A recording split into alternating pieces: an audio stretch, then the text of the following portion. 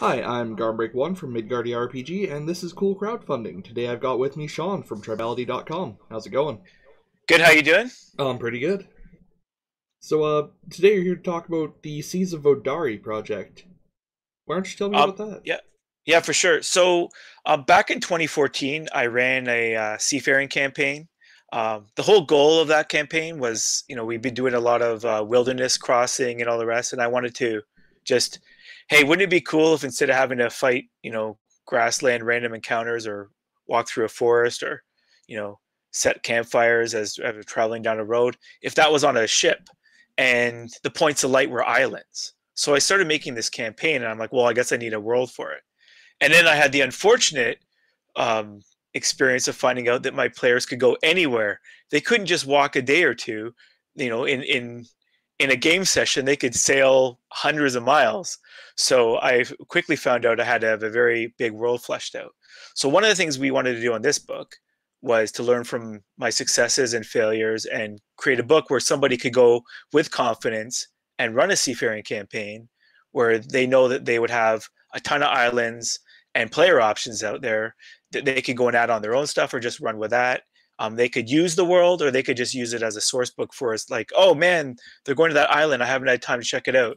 What do we have in my Vidari book? So that was really what we wanted to do, because that's what I built for myself. And I kind of put it on ice for a while, and I started writing a campaign last year. And I'm like, as I'm writing the player's guide for it, I'm like, there's a lot of pages here. So then we make PDFs and stuff. Maybe we could make like a 50-page PDF. And I'm like, well, it's kind of already at 100 pages. So then we started working, so next thing you know, we got a Kickstarter, and we're going to go and get lots of awesome art in there to go with what we already have, and, get a chance to print out a hardcover, because that's not the most affordable thing to do. You need some backers for that, for sure. Yeah. It's the classic tabletop RPG design thing, right? Like, yeah, I'll just write a short thing. Oh, this is 2 times the length of the core book. Okay, cool. Yeah. So, that's kind of how it started. And, we have some of our own writers who are all successful publishers and, or authors and editors. So they, write for other people, or they write for us. And, we're kind of expanding out and trying to get other people who, have some experience writing for seafaring type adventures in, D&D, Pathfinder, whatever. Cool. We've used some of your stuff before on the stream. I think we're currently using your Alchemist. I Oh, think. okay. Yeah. That was by Rich Howard, I think. Yeah. Yeah. You guys make Yeah. The a class. Yeah, you guys make a lot of cool stuff. You're one of my favorite 5e publishers that's out there right now. Um, at least in Well, terms of happy to help. miscellaneous. Yeah, at least in terms of miscellaneous supplements. So I'm interested to see a full setting by you guys. And I like seafaring stuff, and 5e hasn't had much in the way of coherent ship rules so far. I think there was a supplement on that recently from Wizards, but I haven't Yeah, had. yeah. Yeah. So one of the things that happened was, as I'm planning to do this book, and we're getting ready to go and potentially do a Kickstarter in the first quarter of 2019, around January, Wizards of the Coast starts teasing that they're doing a boat book. And I'm like, what? Like, I thought they were doing an adventure book, with maybe they'd have a naval adventure in there, and then they throw in some of their, maybe they'd have some DM type stuff like they did with Xanathars. And then I find out, no, they're recently going to, republish Saltmarsh and a bunch of other adventures and throw in the naval combat rules. So I thought their naval combat rules were pretty good. I released my naval combat rules just because I know that running naval combat can be not the most exciting for some people, or incoherent, because like mass combat or anything else, there's a lot of moving parts. So I was really trying to go and give DMs an option for creating narrative style play for that, or even ways of fighting a monster or avoiding the battle altogether, right? So they kind of came out with something similar. Like I had shipboard rules, and they did that too. So in our book, we're going to wait and see what they come out with, and decide what we put in, because we don't want to retread. But yeah, that's definitely, was a little bit of a surprise for us. And we decided to go ahead with the book because we thought, well, they have one town, which is Saltmarsh, but, we have a whole world to go and sail around. And so that if you want to go and do these, aquatic adventures, maybe it would be good to have a place other than some of the official settings, which are very, much, a bunch of cities along a coast or into an interior of a continent. We thought maybe a world of islands might lend to that, where each island could have a theme and whatever else. Yeah, and like worst case, it's still an interesting setting. Yeah, I mean, on its own, I mean, you even if you weren't planning on buying that book or whatever else, I mean, it's totally something that could be used on its own. And there's we're offering a naval combat PDF, and there's other people out there on the DMs Guild offering that as well. So you don't necessarily have to buy the book that's coming out in May from the official sources. Yeah, There's cheaper $5 and $10 options out there for sure. it's always nice to have options. Uh, that's one of the things I really like about 5e.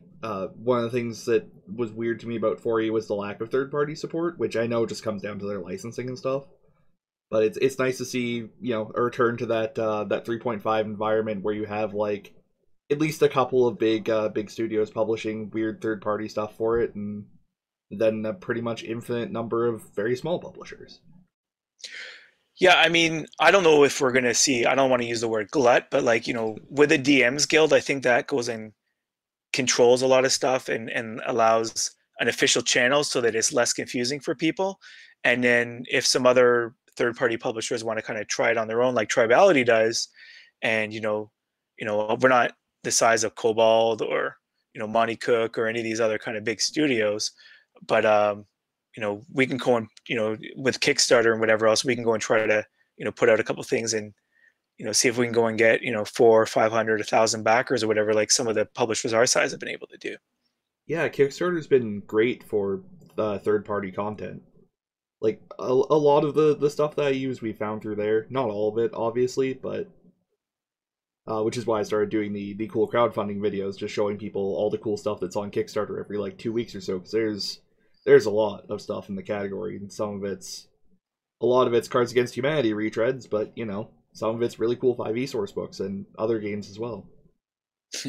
Yeah, in the games section, it is a battle for the the next Cards Against Humanity or the next Exploding Kittens versus these little $100,000 book Yeah, Kickstarters, like you see with the whatever the some of the big ones that are out there right now. Like they just pale in comparison because they're not making the multi-millions like you'll see with those board games. yeah. I mean, they're very different products, and I do kind of wish that they were split into two different categories on Kickstarter, but that's life, right? Yeah, I mean, what if somebody stumbles on an RPG book when they were looking for a board game? That's probably not going to hurt anybody. So Yeah, fair enough. there's good and bad. All right, so tell me a little bit about the history of like Vodari and setting, if you can. Yeah, no worries. So we're looking to go and provide a quick start, guys, so that people don't have to wait until the hardcover book comes out. But some of this has been out already on our blog, and when some of it's already on the Kickstarter as well. But generally, Vidari is a post-apocalyptic world, like many RPG settings. And the idea in this case was it wasn't an environmental catastrophe, or maybe it was. But what we have is we have this somewhat vague God war, or um, Heaven's War, whatever you want to call it. And these two sisters, one Vessi and one Teva, one's the sky goddess and one's the ocean goddess. One's rage, one's might, whatever. They go and have a fight, and they end up, it boils over from the heavens, and you have a continent that basically just gets obliterated. There's nothing left but a small ring of islands. People die, and 1,000 years later, the Seas of Idari, is these people, these survivors, have they reached the technology level before? Well, there's all this mysterious ancient technology at the bottom of the ocean. Is it like a modern world like ours? No, but they haven't reached the technology level of the old empires, and they were super, super magical, like high fantasy magic. Because they only have 17th century type technology. So they have flintlocks and sorcery and magic and towers of wizardry and all these things. But the best, most powerful magic items are the ones that someone finds at the bottom of the ocean. So there's lots of room for people discovering new islands to find new resources, or even explorers looking for ruins to go and find some kind of remnant from this past civilization. Yeah, and you've got the kind of pushing the limits thing where, the further you go into the old continent, the more untouched stuff you're likely to find. But also, I assume Right. horrible krakens. Yeah, well, the whole problem is the interior of the old continent has actually been replaced by a giant maelstrom, or giant hurricane, which is actually after the God War happened. Vessi sulked, went to the bottom of the sea, and this giant storm happened. And Teva went up to the sky and isolated herself. And their brother was like, he's the sun god Apollo type figure, pulls up the islands, and so he's the people's champ, and he's the one that everybody worships and whatever. And now you have these things where basically these boat people are floating around. They're the ones who live, right? That survived the tsunamis and the earthquakes and everything else. And they've settled on these islands. So really, it's the people's great great great grandparents are just merchants and explorers and sailors, and all the powerful nobles and kings and people sitting there pretty in their high castles. Those people are all gone, right? And those are the people that rebuilt, whether they're elf, human. Sure, the elves still have a little bit of their old civilization. The dwarves were pretty safe in their mountain empire, but other than that, the humans and halflings and gnomes had to rebuild. And they did. Where now you're getting to the point where you have cannons and flintlocks and all the rest. But it took a while to get there. They started out when we're like with starvation and post-apocalyptic who knows, kind of now they have nations and stuff, but they started with more warlords and things taking over. It was a tough time, like Yeah, any post-apocalyptic movie we'd see even in our time, right? I'm sure 500 years from now things would be great, but 2180 might be a bit rough. yeah, we're working on it. So you mentioned the various races. You have some new ones in this, do you? Yeah. Yeah. We're working on. We have some stretch goals that allow us to that we're just coming up to, which will allow us to go and release another two. But right now, we have the Voda, which are basically amphibious changelings. They're like a kind of coastal shelf type civilization. They live in small kind of cities in coral reefs, and they they're playful and fun, and they like to use magic, and they're curious. So a lot of them, when they're young or whatever, their wanderlust will be like, hey, I'm going to go and pretend I'm a elf girl and walk around this island. So you can play one of those as an adventurer. And what are they good at? Well, it's really similar to a changeling, right? So you can be good at infiltration. And Vidari is a world where, yeah, we're doing swashbuckling pirate type stuff, but it's also a world of intrigue and sorcery and all the rest. Where an adventure right out of the Three Musketeers would fit perfect. So there's that, we're trying to go and make sure that royal court intrigue is there, along with hey, I'm going to go and explore a new island. So Vodas are really, really good at fitting anywhere in that. We also have something called the Mecha Souls, and what they are is the elves have soul trees, and when an elf dies every 800 years or whatever, a tree is where their soul goes. And a bunch of rock gnomes who are kind of touching the a little bit of getting steam power and combining that with magic, chop down a bunch of trees. Like they're running out of trees on their island, so they go to one of the other islands, and it's pretty much war, but they still take that timber back and they start making things like whatever gnomish blenders or whatever it would make, whatever 17th century things they'd be making out of it, right? Out of wood, mostly industrial type machines, things for war. Well, these things like a weird Geppetto's workshop, they come to life on their bench the next day and they're like alive, and they sometimes they remember the elf they were or whatever else. So we have that. So it's a little bit of a treant and a whatever your kind of mechanical Like a robot with a Warforged soul, yeah. put together. Whether that's a war forge or a gear forge or whatever you want to call it, right? Mhm. So that's pretty interesting stuff. So that you can kind of get a little bit of someone who it's like, yeah, I want to play like someone who'd be really good at bashing things up or being a druid. So you can play your Warforged, you can play your Guardians of the Galaxy, 7 foot tall tree guy, whatever you want to do, right? That's pretty sweet.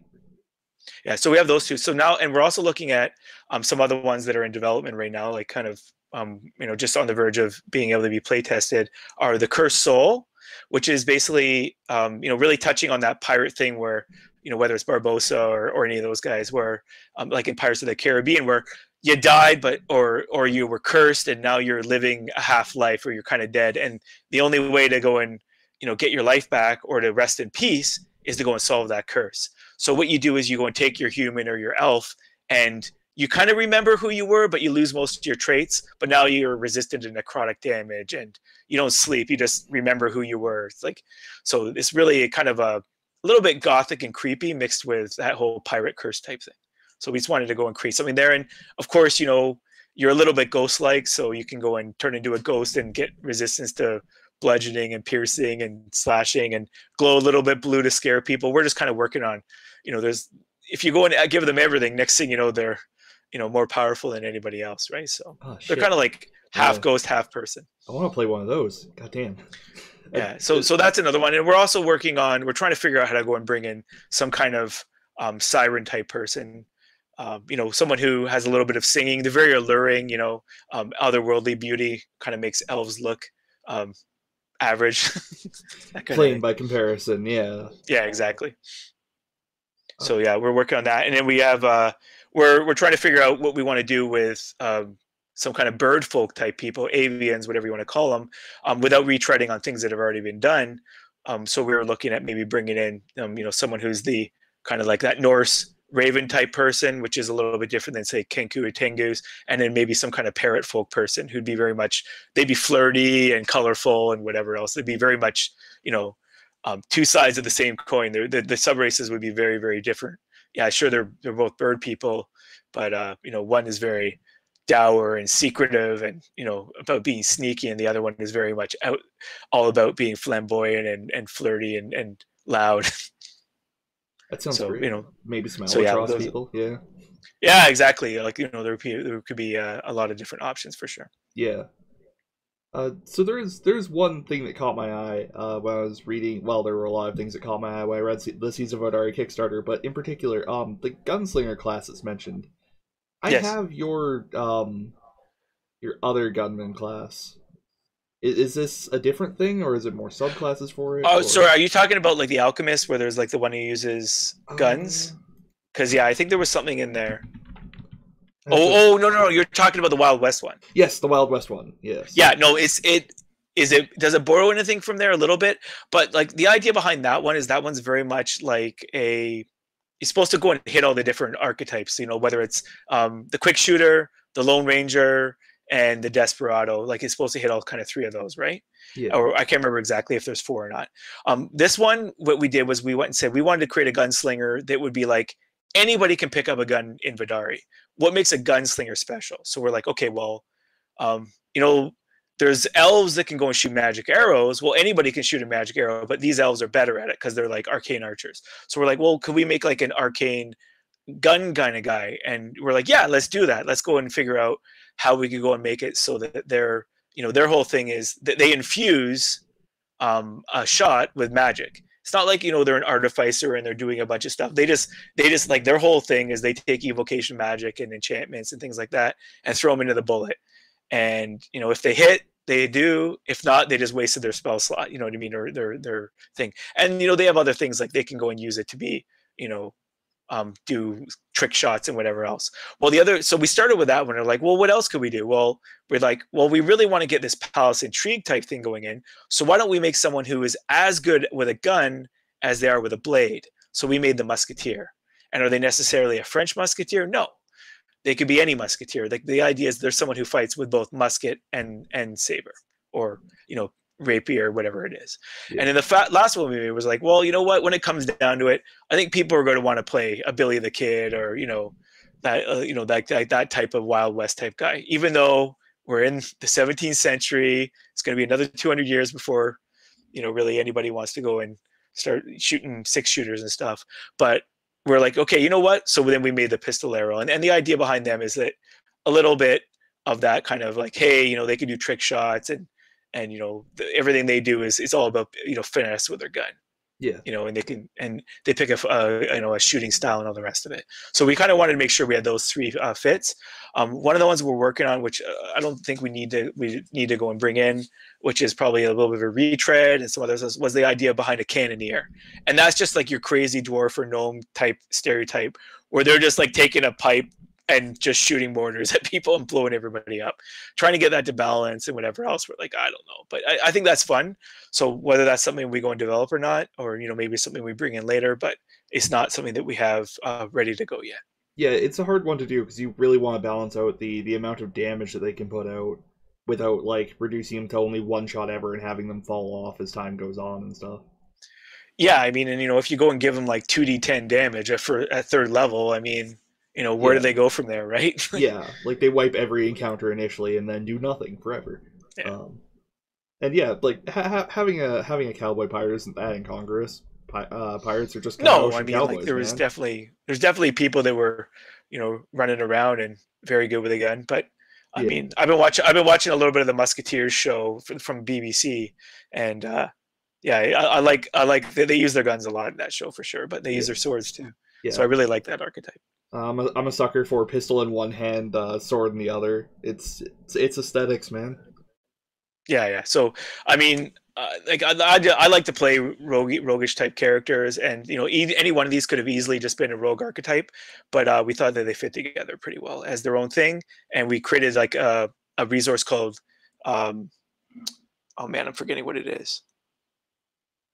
Oh, sorry, I can't remember what it's called, It's all but good. yeah, like so you spend that and bravado, Yeah, instead of like there's been other things that have been around where it's been you know grit or whatever else, and this one's bravado because the idea of like just bringing in that whole swashbuckling, that swinging on the gunslingers, Errol Flynn, cutting the knife down the sail or swinging on the rope down to the deck of a ship, or jumping off the balcony of the palace, after kissing the duke's wife, yeah.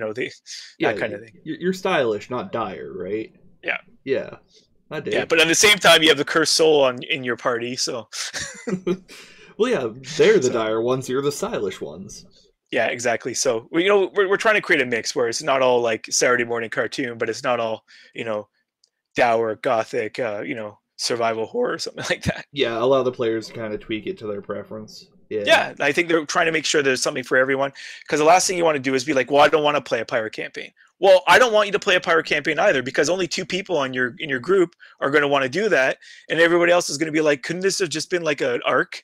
So the idea is be like, "Yeah, this is a whole world. You know what? There's something for everybody. There's exploration. There's palace intrigue, and you can go visit the elves. You can go, fight the dwarf war where they dug too deep. Trying to make sure there's something for everybody in the world."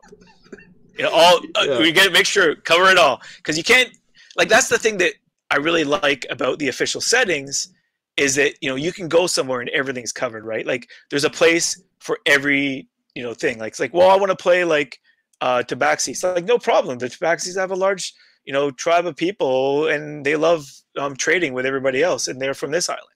Like, why not, right? I mean, they're not something that I'm going to be going and putting a bunch of effort into, because we're focusing on our own races or some of our core things that are SRD. But why not, right? Of course they fit. Anything could fit. There's mountains for half giants up because the giants live in the north. So there's your Goliath fit, whatever, right? right. And it's an island. Like it's a bunch of islands. Sometimes weird stuff happens on the farthest one, and you end up with some race you've never seen before. That's how it Exactly. goes. Yeah. And the islands in the north are cold. The islands in the south are so hot. And who knows what's beyond? Like if you sail a day to the west, Yeah. maybe there's something else. No one's ever gone that far. Yeah. I mean, you sail a couple of weeks out, maybe you encounter a new continent or something, and get your shit Exactly. rocked by Vikings. It's just how it Yeah, goes. Actually, yeah, I for sure. guess I guess Vikings sail, so they'd probably find you first. But still, Well, so we have like for whatever reason over 1,000 years, everybody evolves a certain way. But in the time before, some of the northern people floating around there. So we have like kind of like this whole a couple of nations up there, the Norda versus the Stone Tusks, and it's very much the half orc versus Viking type sailors. So you want to play a Viking raider, go ahead. You want to play a buccaneer, yeah, they're from this island. You want to play like a swashbuckling person from a whose mom and dad are courtiers, here you go. So like we really wanted to make sure that any of those type of seafaring type situations are easily handled. You want to go and sail a dwarf boat made of iron, sure, we got it. You want a gnome submarine, got it. You want a an elf swan ship? Of course we have it. They have their own secret harbor. No one even knows they have a navy.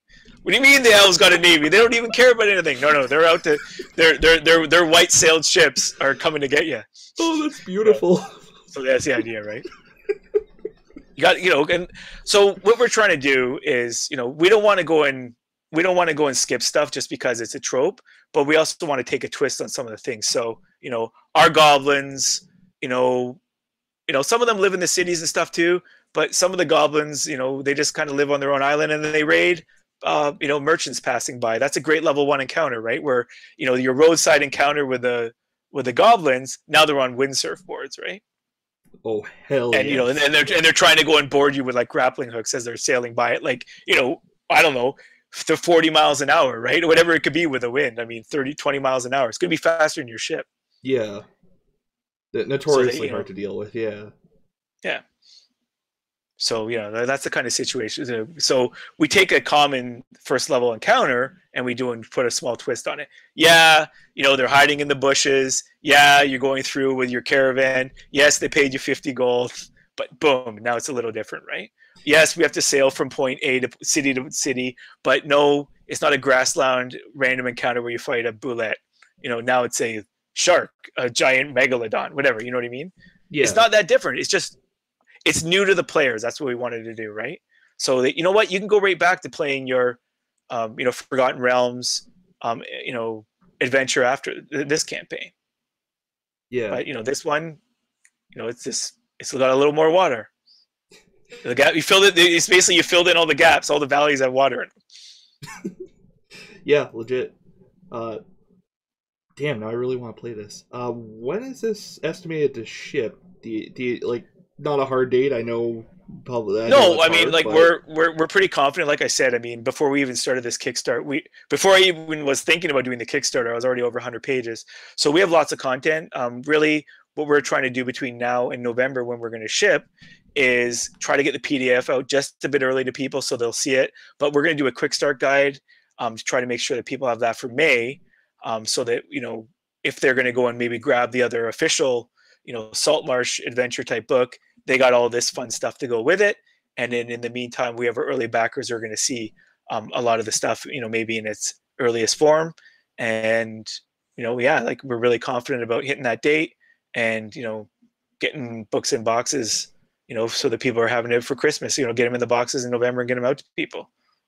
That's what we want to do. So, yeah. And in the meantime, like I said, if somebody, goes and backs us now, they're definitely going to get the quick start guide before anybody. They're definitely going to get the book before anybody in PDF format.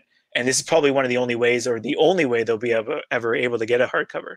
So, maybe when we go and start having, the next year come along, yeah, some people could probably get a PDF. It'll cost a little more, but, there's no reason to really wait. Yeah. Is this your first print project then? It's our first print project, but like with Tribality, but our day jobs are, a couple of us, my layout guy and myself. I'm a web designer, and my layout guy is a print broker and print designer. So we have lots of experience in our day jobs doing this kind of stuff. So really, it's for us this time, not our clients. Yeah, fair enough. I'm sure that's pretty rewarding. Yeah, and if you didn't know anything about the industry and you didn't know about layout and page counts and all these kind of things, yeah, it could be pretty daunting. But you know what? There's great options for people if they just want to, release a PDF and do a Kickstarter that way and let other people figure it out, like Drive Through RPG.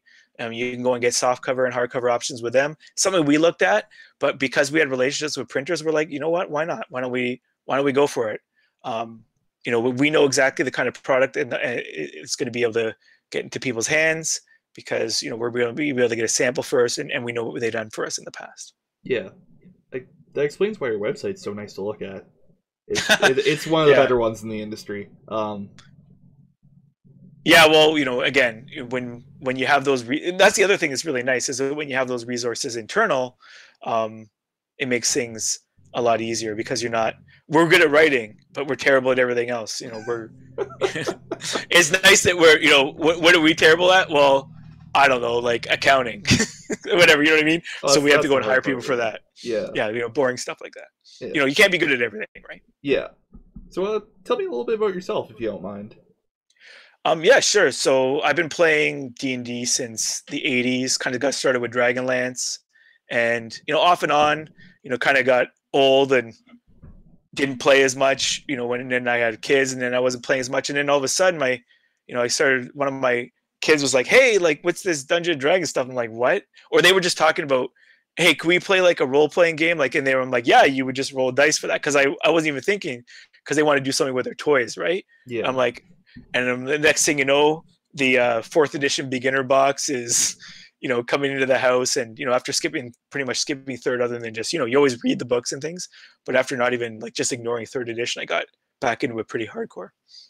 Yeah, so by the time fifth edition was getting kind of out of playtest and getting ready to go, we launched our blog tribality.com, Michael Long and I, and yeah, and now it kind of went from there. It was really weird, but That's super cool. Yeah.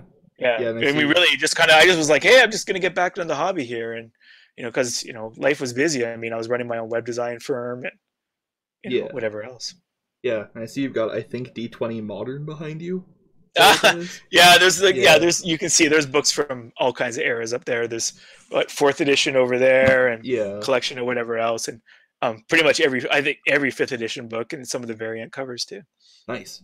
Do you have a favorite non D&D tabletop game? I like Fate. I think it's really good. I know that my kids like that. They prefer just kind of like that more narrative type style. More But I free think my form, son's yeah. getting more into D&D now. But yeah, like I do enjoy Fate. I think you know D&D fifth edition casts a big shadow, and but there are people creating good stuff for lots of other rule sets, and that's definitely something I'd be interested in creating, like worlds for, or even expanding some of the worlds I've made into one of those. Yeah, Yeah, it's there's some really good world building out there yeah. in some of the Fate worlds, official, the ones that are tied to like the official Fate worlds line, all the way to like just people who are making really good stuff for it. Yeah, and Seas of Vodari might work for like a Powered by the Apocalypse thing. Just saying. Totally, yeah, totally agree. Again, yeah, I mean, like I don't have it on the shelf. I have the PDF, but I mean, City of Mist is amazing too. I mean, it just there's like so I'd love to go and play like some kind of pulpy noir type thing that was at Eberron. You know what I mean? Like, not there's anything wrong with that. Eberron's one of my favorite official settings, but Yeah. it'd be nice to kind of hey, we're supers, or hey, we're detectives, and I none of the magic, or or magic being more of a superpower type thing getting in the way. there is Capers Noir on Kickstarter right now. I'll To take a back look that, at yeah. it. Yeah, it's I can send you the link later. It's That'd be great. yeah, their core book is superheroes in the 1920s, and the expansion is going to be superheroes in the like 40s to 50s. Oh Uh, yeah, so I guess I guess that's Silver Age or whatever. I always get confused between when Silver Age starts or whatever, yeah, but it's more noir Golden Age. superheroes than like Yeah. specifically the four color Silver Age kind of thing. But yeah, I think that about wraps up every question I had for you. Anything I All didn't right. touch on that you want to bring up? No, just we're running the Kickstarter until the middle of April. I think I don't have it up in front of me. I think it's done on the uh, 12th or 13th. 12th, yeah. Yeah, the 12th at 2 o'clock Eastern. So yeah, if you haven't jumped on now, we're gonna keep releasing stretch goals, because I think we're coming up to 250% funded. We're at 20. I don't know. We're getting close to 240% funded. So yeah, when we start getting up there, we're going to be adding some more stretch goals and keep trying to make the book, add value to the people. As we're getting more funding, we're not just going to pocket that. We're trying to go and write more stuff and buy more art, Well, hell yeah, which is nice. and the art you have is darn good. I'm looking at Yeah, well, I mean, there's a whole bunch that I have in my queue that I haven't had a chance to preview yet, or I'm waiting on final coloring and stuff. So I'm even more excited to get some of that out, or things we can't show because it'll be too spoilerish, or things that are still in development. So, but yeah, I'm looking forward to seeing the sketches come back for the Cursed Soul right now. yeah. I'm looking at Scepter right now, and that's beautiful, man. Um, the Pirate Isle Capital one. Yeah. Yeah, my players in my home game, my players just left there, and they're currently sailing to to the musketeer type island right now. It's called Arushi, and it's very it's kind of French inspired. Yeah. Mediterranean French. So yeah, that'll be fun. Yeah. Well, All right. yeah. Thanks for coming on, man. Oh, hey, thanks for having me. Really appreciate getting the chance to talk about Vidari and just tabletop RPGs in general. And yeah, thanks for having me. Yeah. And once again, I'm Guardbreak1. If you enjoy what we do here, you can support us over on patreon.com/Midgardia or somewhere else. Twitch.tv/Midgardia, which is where all our live broadcasts are. Have a good night, everybody.